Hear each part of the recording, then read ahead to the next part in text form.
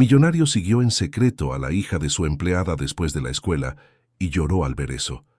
Antes de profundizar en esta historia, dime, ¿desde dónde la estás escuchando? Y no olvides suscribirte, porque mañana te espera una sorpresa. Disfruta de la historia. La sala de conferencias se vació después de que Tadeusz terminara su discurso sobre la innovación en la educación. Irónico, la verdad. Acababa de pasar 40 minutos explicando a 300 personas cómo la tecnología podía transformar el aprendizaje, mientras que su propia mansión estaba vacía, salvo por las cámaras de seguridad y una ama de llaves. Tadeusz Callahan Sterling condujo a casa en silencio. Tenía 34 años. Era el director ejecutivo de un imperio tecnológico valorado en miles de millones, y la única conversación que había tenido ese día estaba guionizada. Su asistente programaba sus comidas. Sus algoritmos gestionaban sus inversiones. Su sistema de vigilancia incluso controlaba la temperatura de su bodega.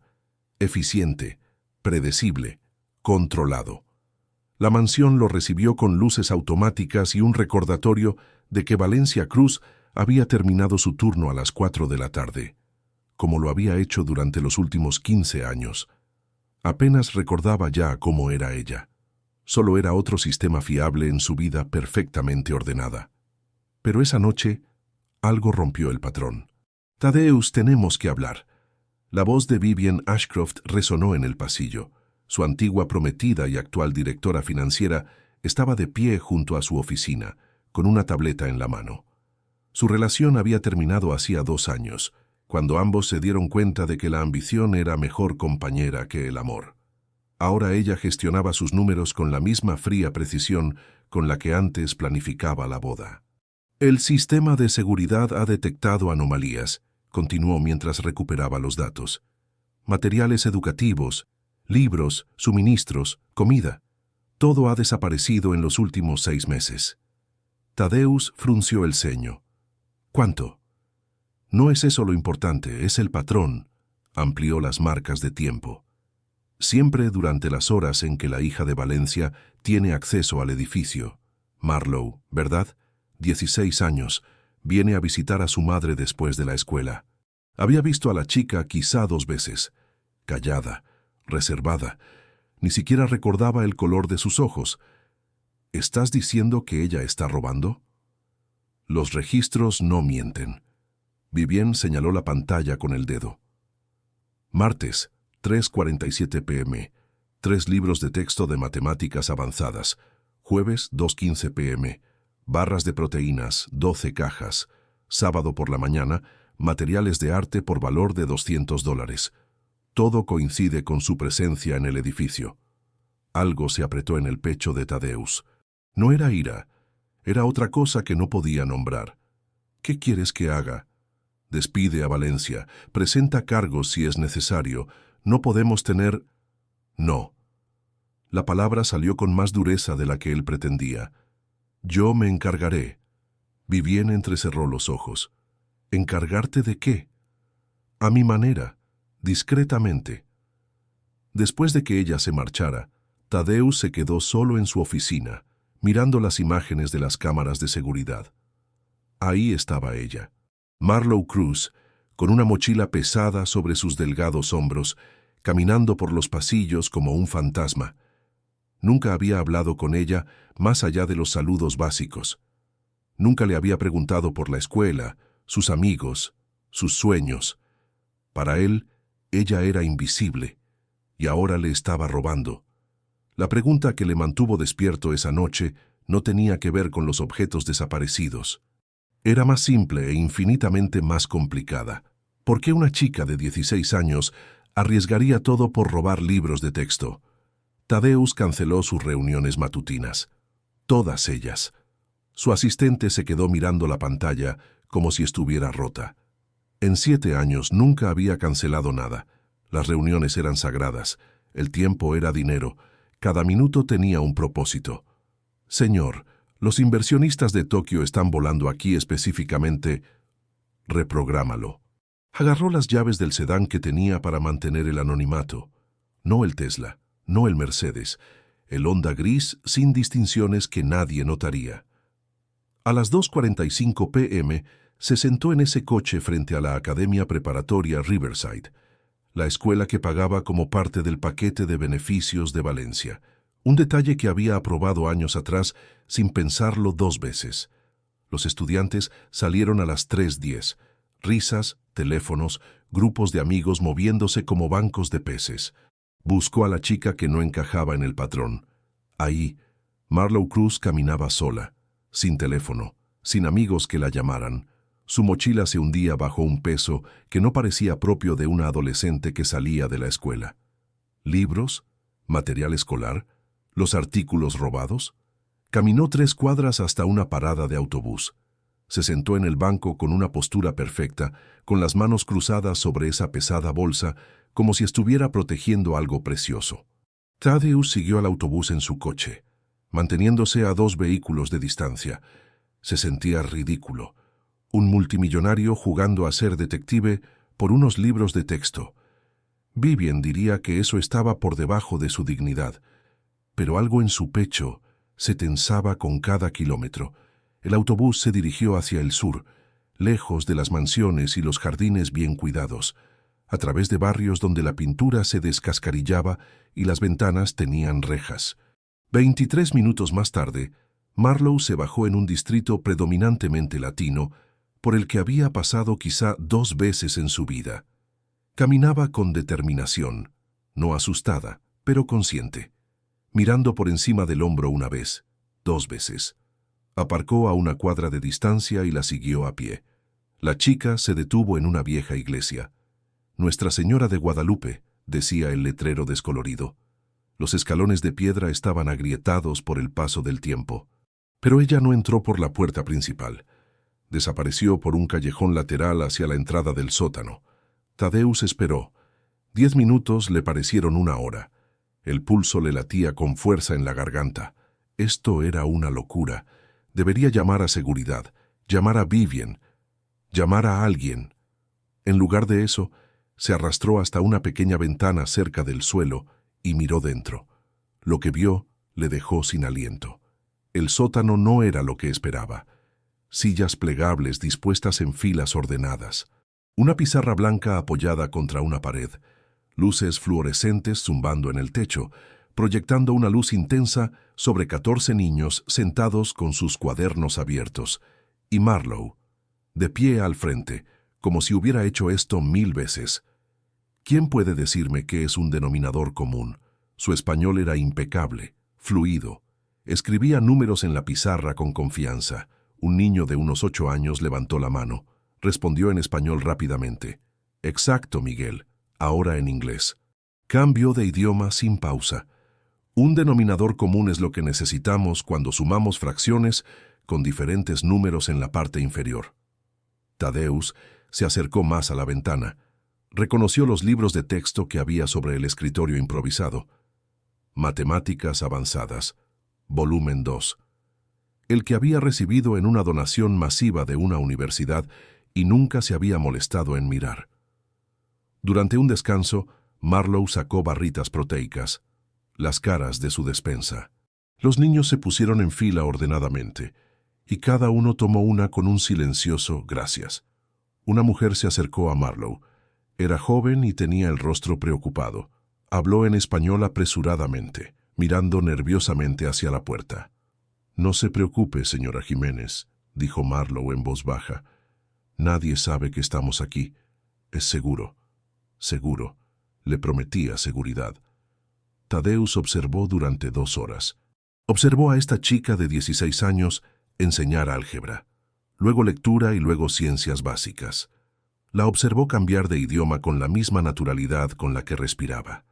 La observó limpiarle la nariz a un niño pequeño y ayudar a otro a pronunciar palabras difíciles. Era brillante, paciente, absolutamente intrépida. Y él había estado a punto de llamarla ladrona.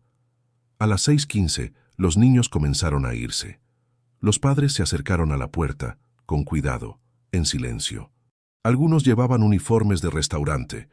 Otros tenían polvo de construcción en la ropa. Le dieron las gracias a Marlowe en susurros, como si hablar demasiado alto pudiera romper algo frágil. Una madre Le puso una pequeña bolsa en las manos a Marlowe. La niña intentó rechazarla. La madre insistió con lágrimas en los ojos. Entonces Tadeusz lo entendió. Eran familias indocumentadas, padres con varios trabajos que no podían ayudar con los deberes, niños que se quedaban atrás en un sistema escolar desbordado, y Marlowe les había construido un puente utilizando sus materiales desechados. Le temblaban las manos cuando regresó a su coche. Tadeusz no durmió. Se quedó sentado en su oficina hasta las 4 de la madrugada, viendo las imágenes de las cámaras de seguridad en varias pantallas. Pero ahora las veía con otros ojos. Ahí, jueves, 2:15 p.m. Marlowe en la biblioteca. No robando, sino seleccionando cuidadosamente libros marcados con etiquetas amarillas. Las etiquetas de desecho. Artículos que su sistema había marcado para donación y que él nunca había procesado. Ahí, sábado 11:20 a.m. La despensa. Solo cogió artículos a menos de 48 horas de su fecha de caducidad, cosas que se habrían tirado a la basura. No era una ladrona, era una recuperadora. Sacó el expediente laboral de Valencia. 15 años de servicio, 0 quejas. 0 solicitudes de aumentos de sueldo o trato especial. Su paquete de prestaciones era estándar: seguro médico, matrícula escolar para un dependiente. Básico, mínimo. Exactamente lo que él había aprobado sin mirar. ¿Qué tipo de vida requería 3 trabajos? Porque los registros mostraban que Valencia trabajaba los fines de semana en el Hospital St. Mary's, y el horario de la iglesia que encontró en línea incluía su nombre en la lista de voluntarios de limpieza. 3 trabajos para mantener a una hija. Investigó más a fondo los registros financieros a los que no debía acceder, pero lo hizo de todos modos. Facturas médicas, muchas, recientes. El seguro cubría el 70%. ¿El 70% de qué? A las 5:47 de la mañana, Tadeusz tomó una decisión que habría horrorizado a Vivien. Se subió a su coche y condujo hasta la dirección que figuraba en el expediente de Valencia. Un pequeño edificio de apartamentos en un barrio que su GPS calificaba de económicamente deprimido. Subió 3 tramos de estrechas escaleras y llamó a la puerta 3C. Marlowe abrió la puerta, todavía en pijama, claramente sin esperar a nadie. «¿Señor Sterling?» Sus ojos se abrieron como platos. «Tenemos que hablar», dijo él, «sobre los libros, sobre todo». Ella se quedó paralizada en la puerta. Detrás de ella, él podía ver el apartamento. Pequeño, limpio. Y sobre una mesita, frascos naranjas de medicamentos con su nombre. Las piezas se encajaron en su cabeza como una cerradura que se abre. «¿Cuánto tiempo llevas enferma?», preguntó en voz baja. El rostro de Marlowe se quedó cuidadosamente inexpresivo. «No sé a qué te refieres». «¿Cuánto tiempo?». Sus hombros se hundieron. 4 meses. Pero mi mamá no sabe que tú lo sabes, y si la despides por las facturas médicas, te juro que... No voy a despedir a nadie. Dio un paso atrás. «Vístete. Vamos a hablar de verdad, por primera vez». Sábado por la mañana. Valencia ya se había ido cuando Tadeusz llegó a las 9 de la mañana. Marlowe le explicó que su madre trabajaba los fines de semana en el Hospital St. Mary's. Era su segundo trabajo. A veces tenía un tercero limpiando la iglesia. El apartamento era más pequeño que su vestidor, pero todo tenía su lugar. Los libros estaban apilados ordenadamente en una estantería hecha con bloques de hormigón y tablones de madera. Una mesa con 2 sillas que no hacían juego, un refrigerador que zumbaba demasiado fuerte. «¿Agua?», le ofreció Marlowe. «Por favor». Ella abrió el refrigerador. Él vio la máquina de hielo rota, la falta de aire frío que debería salir al abrir el refrigerador. Ella le entregó una botella que estaba a temperatura ambiente. Se sentaron a la pequeña mesa. «Los niños», comenzó él. «¿Cuánto tiempo lleva enseñándoles?». 8 meses. Empecé poco a poco, solo con Miguel, el niño Jiménez. Su mamá trabaja en el restaurante donde yo solía limpiar mesas los fines de semana. Lloraba porque él estaba suspendiendo tercer grado y ella no podía ayudarlo, así que yo lo ayudé. Y fue creciendo. Las noticias se difunden rápidamente en comunidades como esa. Las familias confían entre sí porque no pueden confiar en nadie más. Ella lo miró directamente a los ojos. Ya no había miedo, solo una feroz actitud protectora. Son indocumentados, la mayoría de ellos. Sus padres tienen 2 o 3 trabajos, envían dinero a sus países. Los niños se quedan atrás porque nadie habla inglés en casa, las escuelas están masificadas y nadie tiene tiempo. Así que les construiste una escuela. Les construí una oportunidad. Hizo una pausa. Usando tus suministros, sé que estuvo mal, pero de todos modos iban a tirarlos, y estos niños no estuvo mal. Las palabras lo sorprendieron tanto como a ella. Fue lo primero bueno que han hecho esos suministros. Marlowe parpadeó. ¿No estás enojado? Estoy furioso, conmigo mismo, por no haberme dado cuenta, por no haber preguntado. Señaló el departamento. Tu madre ha trabajado para mí durante 15 años. No sé cuál es su color favorito. No sé cuál es el tuyo. No sé nada excepto que ambas sois invisibles para mí. Se supone que debemos ser invisibles. Ese es nuestro trabajo. No, eso es un fracaso. Sus ojos se fijaron en los frascos de medicamentos recetados que había sobre la encimera. Se levantó, se acercó y cogió uno. Marlowe Cruz, vincristina, metotrexato. No reconocía los nombres, pero las etiquetas de advertencia le bastaron. ¿Cáncer?, preguntó en voz baja. Ella no respondió. En su lugar, cogió una foto enmarcada. Una joven Valencia, de unos 22 años, sosteniendo a un bebé. A su lado, un hombre con una amplia sonrisa. ¿Tu padre? Murió cuando yo tenía 3 años. Un accidente en la construcción. Era un trabajador indocumentado, sin seguro, sin indemnización. Mi madre me crió sola desde entonces. Tadeusz dejó la foto con cuidado. Las recetas, ¿de qué tipo? Señor Sterling. ¿De qué tipo, Marlowe? Leucemia linfoblástica aguda. Su voz era firme, clínica, como si lo hubiera dicho tantas veces que había perdido significado. 4 meses desde el diagnóstico, el tratamiento lo está controlando.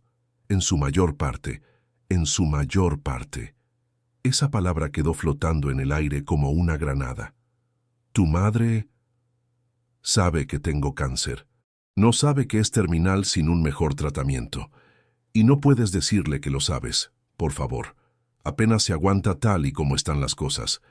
Valencia llegó a casa a las 4 de la tarde. Se quedó paralizada en la puerta al ver a Tadeusz sentado a su mesa. Señor Sterling, su voz era cuidadosamente neutra. ¿Pasa algo? Sabe lo de la enseñanza, dijo Marlowe rápidamente. No pasa nada. Hemos hablado. Valencia palideció. Lo devolveré todo. Todos los libros, todos... Siéntese. La voz de Tadeusz era suave pero firme. Por favor, he venido a hablar, no a acusar. La cena consistió en arroz, frijoles y pollo. Era sencilla, pero Valencia la hizo rendir, la hizo deliciosa. Marlowe habló animadamente sobre el progreso de los alumnos. Miguel había subido 2 niveles de lectura, Sofía ya sabía multiplicar, Carlos quería ser ingeniero. Valencia se mantuvo en silencio, observaba a su hija con ojos que guardaban demasiado conocimiento. Después de cenar, Marlowe se excusó para ir a estudiar. Cerró la puerta de su habitación. Ella no lo sabe, dijo Valencia inmediatamente. Sobre el pronóstico, le dije que la quimioterapia estaba funcionando, que todo iba bien. Pero no es así. A Valencia le temblaban las manos, las apoyó sobre la mesa. De 12 a 15 meses, sin un tratamiento más agresivo, el protocolo estándar es ganar tiempo, no dar vida.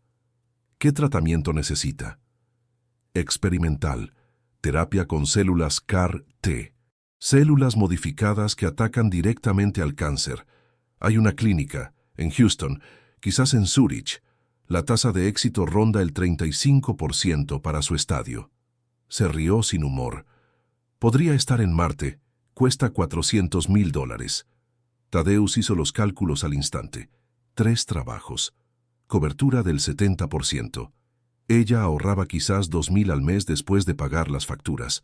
200 meses. 16 años. Marlowe estaría muerta en 1. El seguro cubre la atención estándar. Esto es experimental, no lo cubrirán. Valencia finalmente lo miró. Sé lo que está pensando, que debería haberle pedido ayuda. Pero no somos un caso de caridad, señor Sterling. Usted me dio un trabajo cuando nadie más lo hizo. Pagó la escuela de Marlowe. Eso ya es más de lo que merecíamos. ¿Merecido?, preguntó con voz quebrada. Tu hija está enseñando a 14 niños de forma gratuita mientras se está muriendo. Tú tienes 3 trabajos para intentar salvarla. ¿Y crees que no merecéis ayuda? No somos tu responsabilidad. Quizá no. Se puso de pie. Pero sois mi llamada de atención. Estaré en contacto. En la puerta, Valencia le agarró del brazo. Por favor, no sienta lástima por nosotros. No es por eso por lo que se lo he contado. No es lástima, dijo él. Es una deuda. Les debo 15 años de haberles visto, de haberles cuidado. No puedo devolverles ese tiempo, pero puedo darles otra cosa. Se marchó antes de que ella pudiera discutir. Tadeusz no durmió durante 3 días. Llamó a especialistas en Boston, Houston, Zúrich y Tokio. Leyó revistas médicas hasta que las palabras se le nublaron. Leucemia linfoblástica aguda. 15% de supervivencia a 5 años sin intervención agresiva. 40% con terapia CAR-T en su etapa. No eran buenas probabilidades, pero infinitamente mejores que 0. La clínica Hoffman de Zúrich tenía los resultados más prometedores. La propia doctora Elena Hoffman atendió su llamada al segundo día. Los Sterling, los multimillonarios de la tecnología, su acento era suizo-alemán, preciso. Solo Tadeusz llamó por una paciente. 16 años, diagnóstico de leucemia linfoblástica aguda, 4 meses desde el diagnóstico. Protocolo de quimioterapia estándar. Necesito su mejor opción. Tenemos un protocolo CAR-T modificado. 10 meses de tratamiento, intensivo, tasa de éxito del 38% para casos avanzados. Pero, ¿costo? $480,000, más alojamiento para el paciente y su tutor. Requerimos... Transferiré los fondos hoy mismo. ¿Puede admitirla en 2 semanas? Silencio. Señor Sterling, necesito revisar el historial médico, realizar evaluaciones. Esto no es... Entonces le enviaré todo lo que necesite mañana, pero necesito que me reserve esa plaza. Por favor. Otra pausa. Si los expedientes están en regla, sí, podemos admitirla. Transfirió el dinero esa misma tarde. No consultó a su junta directiva. No pidió permiso. Simplemente movió números de una cuenta a otra como si nada. Porque, comparado con la vida de una joven de 16 años, no era nada. Preparó el material para la presentación, investigaciones médicas, logística del viaje, calendario, detalles del alojamiento. Lo había organizado todo, excepto la parte más importante, conseguir que Marlowe aceptara. Le temblaban las manos mientras preparaba la carpeta, no por miedo, por algo que no había sentido en años, un propósito que realmente importaba. Jueves por la noche. Tadeusz regresó al apartamento con una carpeta de cuero.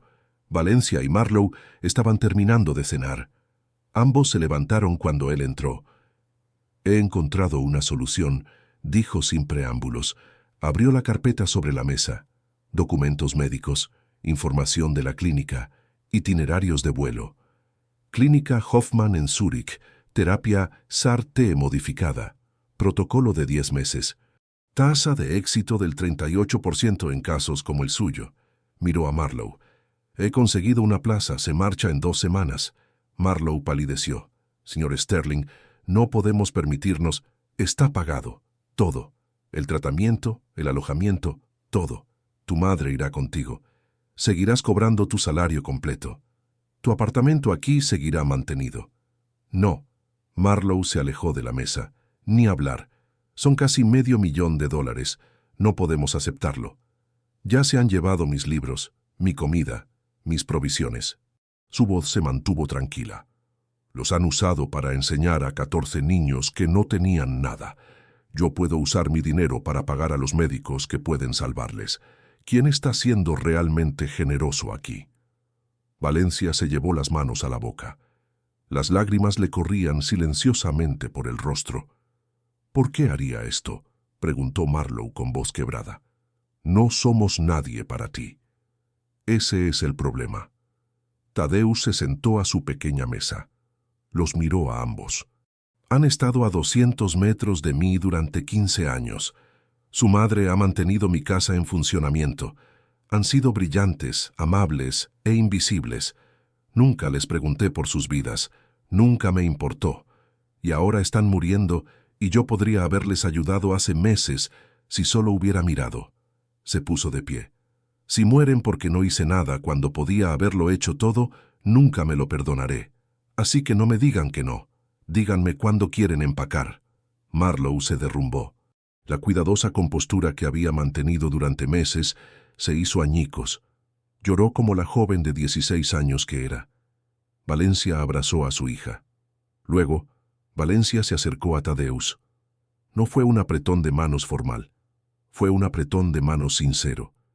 De mano a mano. De humano a humano. Él se aferró. 2 semanas, susurró Valencia. Estaremos listos.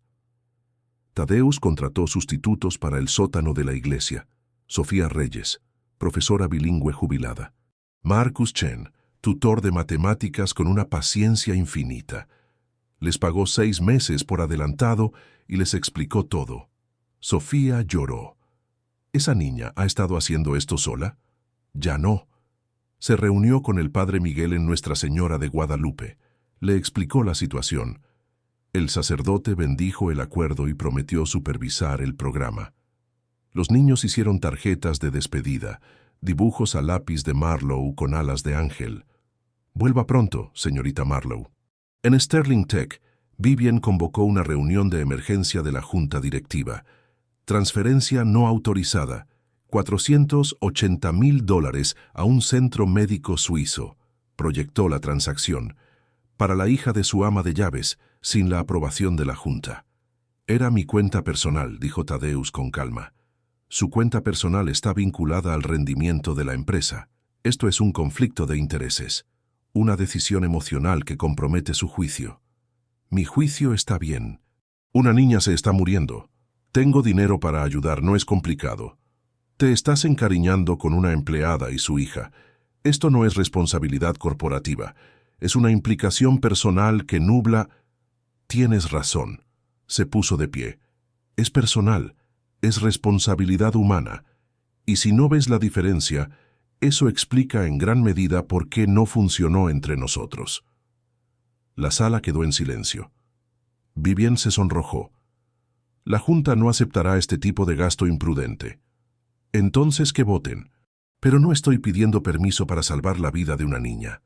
Ella recogió sus cosas. Has cambiado, Tadeusz. No reconozco al hombre al que ayudé a construir este imperio. Bien, dijo él, porque ese hombre estaba incompleto. La votación se aprobó. Por poco. 6 contra 5. Vivian renunció como directora financiera a la mañana siguiente. Aeropuerto JFK. Domingo por la mañana. Valencia llevaba una pequeña maleta. Todo lo que poseía y le importaba cabía en una sola bolsa. Marlowe llevaba un gorro de lana sobre el cabello que ya había empezado a perder por la quimioterapia. Estaba más delgada que hace 2 semanas. Tadeusz las acompañó a la terminal internacional. El apartamento en Zúrich está cerca de la clínica, explicó. Amueblado. El doctor Hoffman las espera el lunes a las 8. He contratado a un traductor, pero el personal habla inglés. Si necesitan algo, estaremos bien. La voz de Valencia ahora era firme, decidida. En el control de seguridad, Tadeusz le entregó un sobre a Marlowe. No lo abras hasta que estés en el avión. ¿Qué es? Palabras que debería haber dicho hace años. Marlowe lo abrazó. Un abrazo de verdad. Era la primera vez que lo tocaba como si fuera de la familia. Valencia susurró: «Cuida de los niños». «Lo prometo». Los vio desaparecer tras el control de seguridad. Se quedó allí hasta que ya no pudo verlos. El sobre contenía una carta escrita a mano. Era lo primero que escribía a mano en años. «Marlowe, tu valentía me inspiró a ser mejor, a ver mejor, a preocuparme por lo que realmente importa. Gracias por ser invisible el tiempo suficiente como para que tuviera que aprender a mirar. El mundo necesita más maestros como tú. Vuelve a casa y enséñanos a todos cómo se hace». Tadeusz, también dentro. Tarjeta de crédito corporativa. Nota adjunta. Para emergencias, helados o lo que necesites.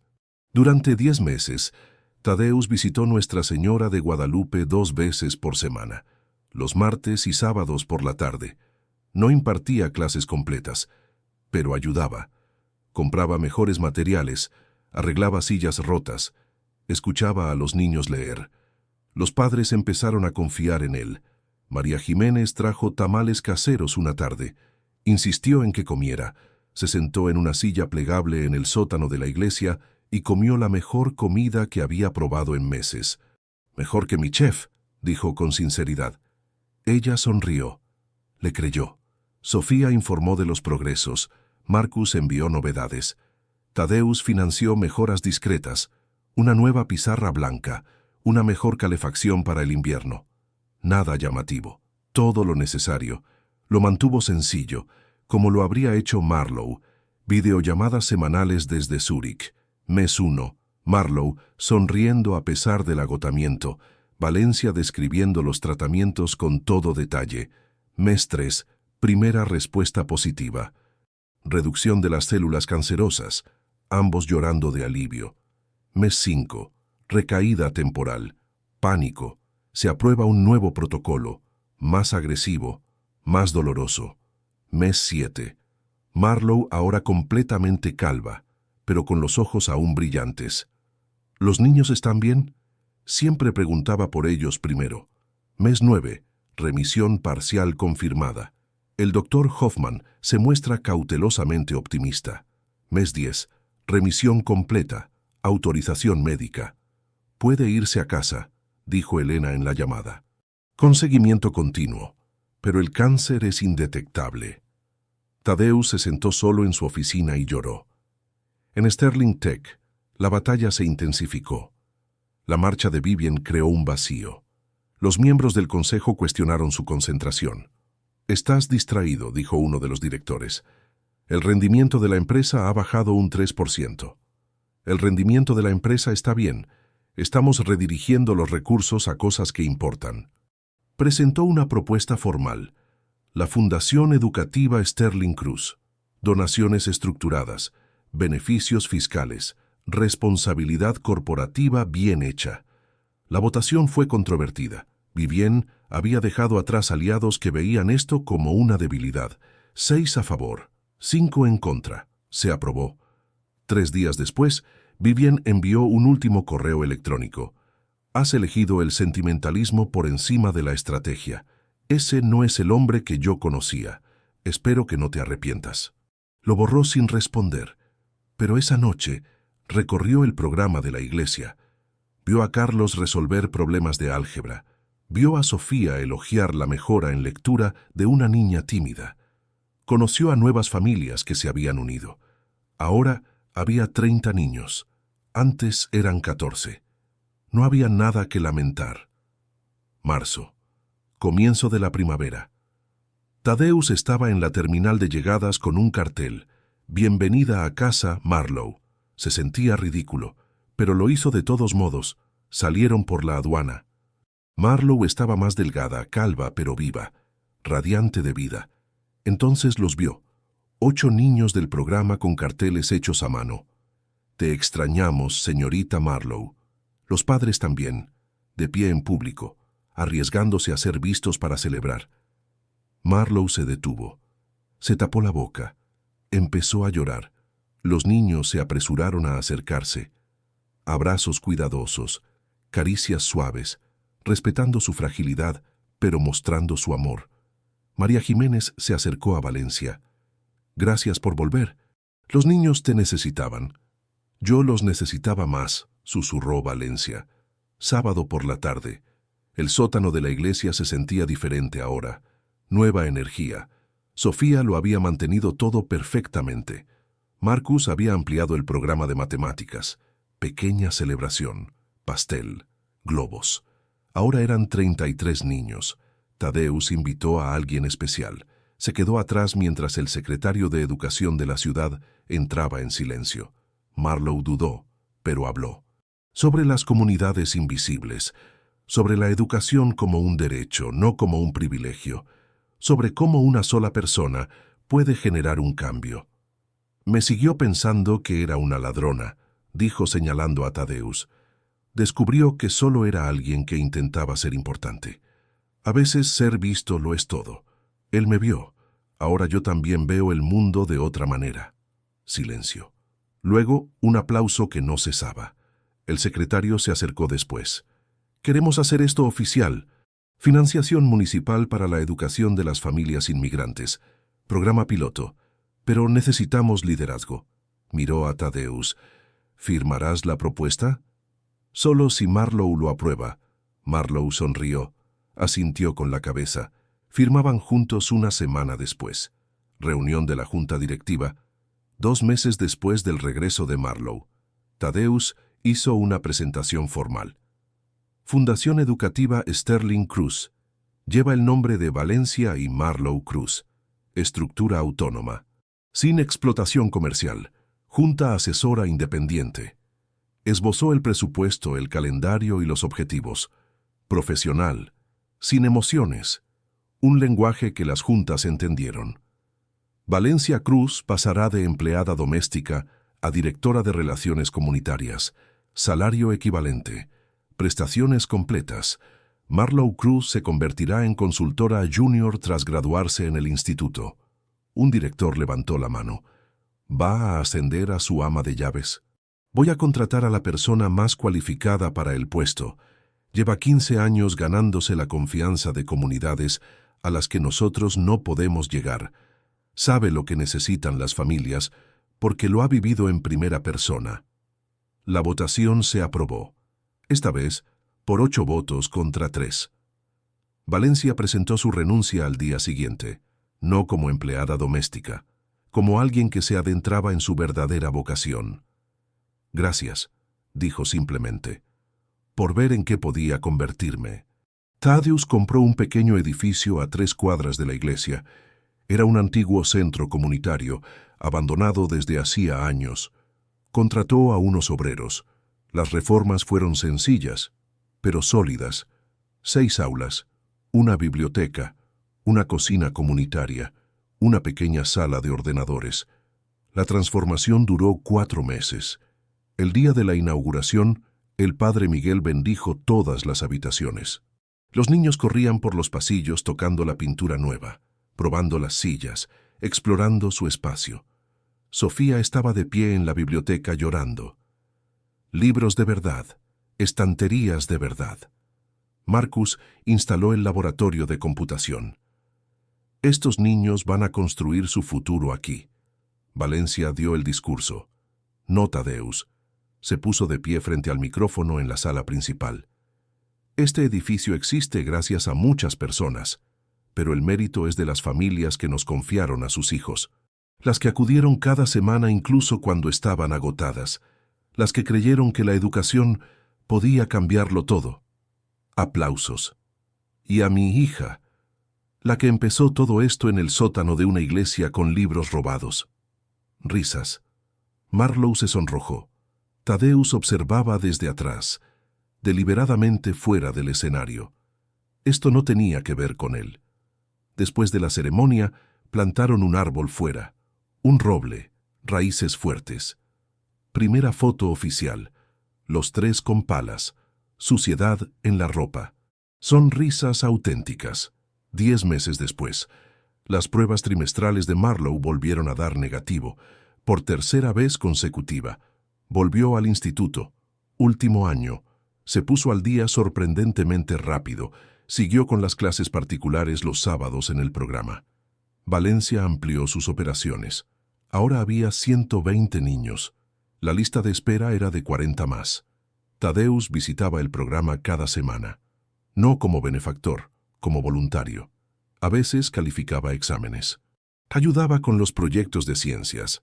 Se presentaba. Un sábado Marlowe le entregó una carta doblada.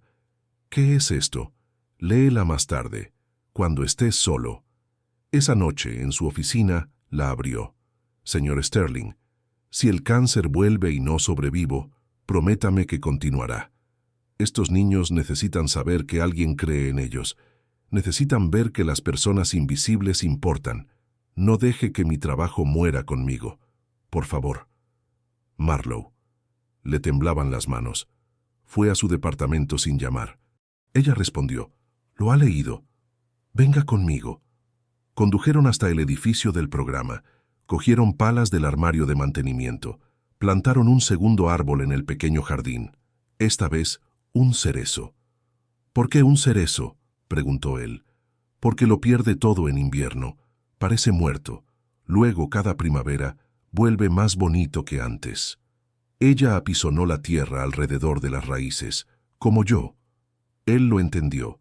Valencia apareció con una cámara. Les hizo una foto. Herramientas embarradas. Sonrisas cansadas. Tadeusz guardó esa foto en su cartera.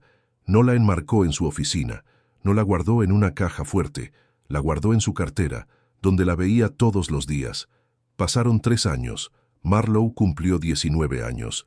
5 años desde el diagnóstico. Remisión estable. En términos médicos, curada.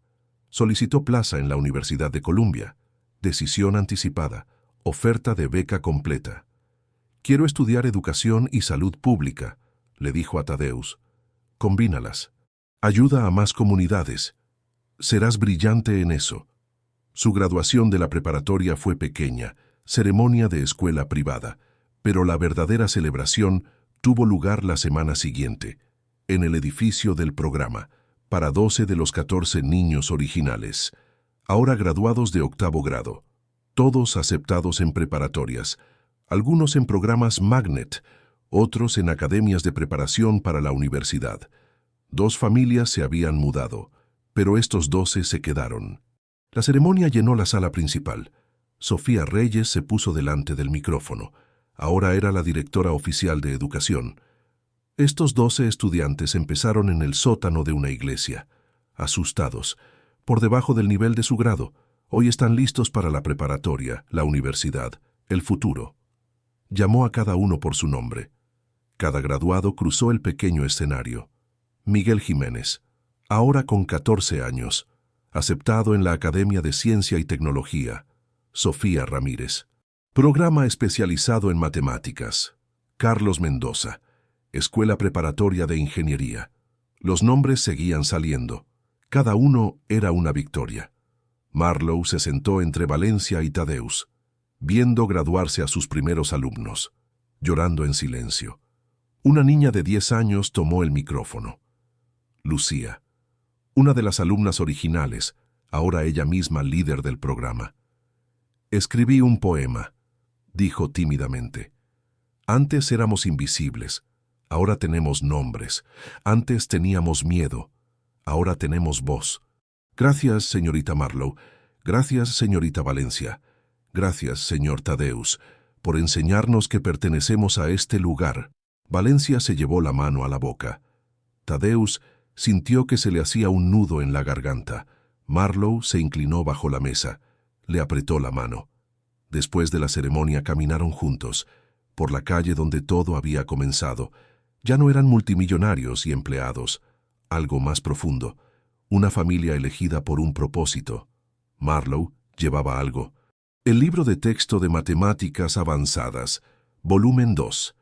El primero que había tomado. Tadeusz lo había firmado meses atrás. A la maestra que me enseñó que la riqueza no está en las cuentas bancarias, sino en las vidas transformadas. Sigue enseñando. Sigue brillando. TCS. Una niña de 14 años se acercó. Era nueva en el programa. Tímida. Inteligente. Marlowe le entregó el libro. «Esto cambió mi vida.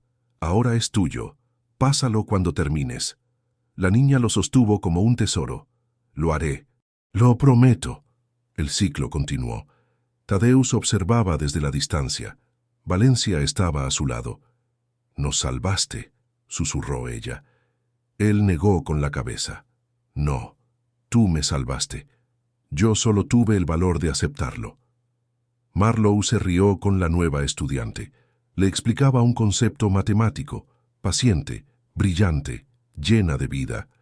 El programa ahora tenía 3 sedes, 340 niños. Sofía y Marcus dirigían equipos de 12 maestros. La financiación municipal estaba asegurada para 5 años. Pero todo empezó aquí, con una chica que se negó a dejar que los niños invisibles siguieran siendo invisibles. Tadeusz miró el edificio, el árbol que habían plantado, un roble de ahora 2 metros de altura, con cerezos en flor de color rosa. «¿En qué piensas?», preguntó Valencia. «Que hace 15 años contraté a alguien para limpiar mi casa, y de alguna manera, ella y su hija me enseñaron lo que realmente importa. No somos tan especiales». «Sí», dijo en voz baja. «Lo son. Las dos lo son». Dentro los niños reían, aprendían, pertenecían, y en algún lugar de ese sonido estaba todo lo que había echado de menos toda su vida, un propósito, una conexión, un hogar, no en una mansión con sistemas automatizados, sino en un pequeño edificio donde las personas invisibles se hacían visibles, un estudiante tras otro. Marlowe salió y les hizo señas para que entraran. «Vengan. Lucía quiere mostrarles su proyecto de ciencias». Entraron juntos. La puerta se cerró detrás de ellos. Y la historia que comenzó con imágenes de vigilancia y sospechas terminó con 3 personas que se encontraron cuando finalmente aprendieron a ver.